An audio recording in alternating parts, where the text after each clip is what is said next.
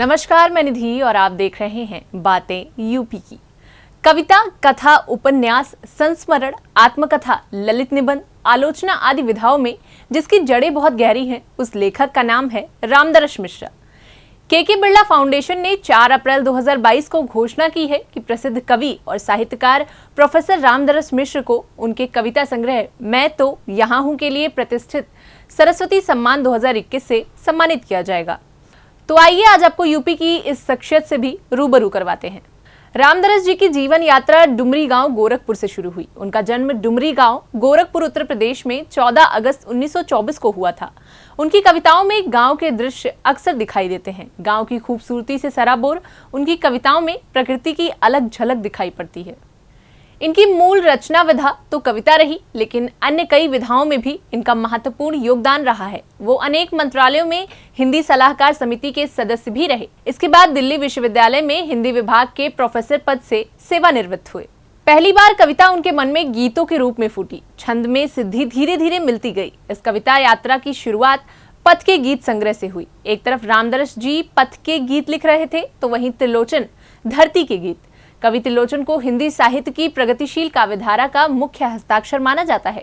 इस तरह गांव जवार के अनुभवों के ताने बाने से समृद्ध होते हुए रामदरस जी पढ़ने के लिए बनारस आए, जहां एक तरफ गीतों की आबोहवा थी, दूसरी तरफ नई कविताओं की बयार बह रही थी।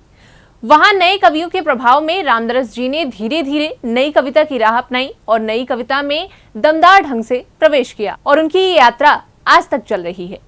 मैं तो यहाँ हूँ कविता संग्रह 2015 में पब्लिश हुई थी। इसमें कवि मिश्र लिखते हैं, मैंने कई शैलियों में लिखा है। पाठ के जिस भी रूप से मैं प्रभावित हुआ, मैंने अपनी यात्रा जारी रखी। यात्रा कभी छोटी तो कभी लंबी भी होती थी, लेकिन अब मेरे पास लंबी पटरियों को पार करने के लिए ज्यादा ऊर्जा नहीं बची है। इसलिए अब मेरे भाव या तो एक छोटी कविता है या एक डायरी लिख रहे हैं, जो अंततः इस पुस्तक को आकार दे रहे हैं। रामदरस मिश्रा के अब तक 32 काव्य संग्रह, 15 उपन्यास, 30 कहानी संग्रह, 15 समीक्षात्मक कृति, 4 ललित निबंध और 2 आत्मकथा के अतिरिक्त कई यात्रा वृत्तांत, साक्षात्कार व संस्मरण प्रकाशित हो चुके हैं। उनकी अनेक कृतियों का अन्य भारतीय भाषा में अनुवाद भी किया गया है। गीत, नई कविता, छोटी कविता, लंबी कविता यानी कि कविता की कई शैलियों में उनके योगदान के साथ साथ गजल में भी उन्होंने अपनी सार्थक उपस्थिति दर्ज की है। इसके अलावा उपन्यास, कहानी, संस्मरण, यात्रा वृत्तांत, डायरी, निबंध आदि जैसे क्षेत्रों में उनका साहित्यिक योगदान बहुमूल्य है। रामदरस मिश्रा को साल 2011 में व्यास सम्मान से सम्मानित किया गया, साल 2015 में साहित्य अकादमी पुरस्कार से, और अब साल 2021 के लिए इन्हें सरस्वती सम्मान से सम्मानित किया जा रहा है। आइए अब जान लेते हैं कि सरस्वती सम्मान क्या होता है। साल 1991 में स्थापित सरस्वती सम्मान देश के सबसे प्रतिष्ठित साहित्यिक पुरस्कारों में से एक है।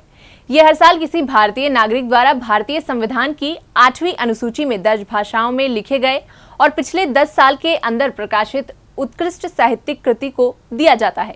इसमें एक प्रशस्ति पत्र, एक पट्टिका और 15 लाख का नगद पुरस्कार दिया जाता है। सम्मान प्राप्तकर्ता का चयन एक चयन समिति द्वारा किया जाता है, जिसके वर्तमान प्रमुख लोकसभा सचिवालय के पूर्व महासचिव डॉक्टर सुभाष सी कश्यप हैं। और अब बारी है आज के सवाल की। तो आज आपको ये बताना है कि भारतीय संविधान की 8वीं अनुसूची में कितनी भाषाएं दर्ज हैं। इस सवाल का जवाब आप हमें इस वीडियो के कमेंट सेक्शन में लिखकर जरूर बताएं। और यूपी से जुड़ी ऐसी ही तमाम जानकारियों के लिए देखते रहें बातें यूपी की।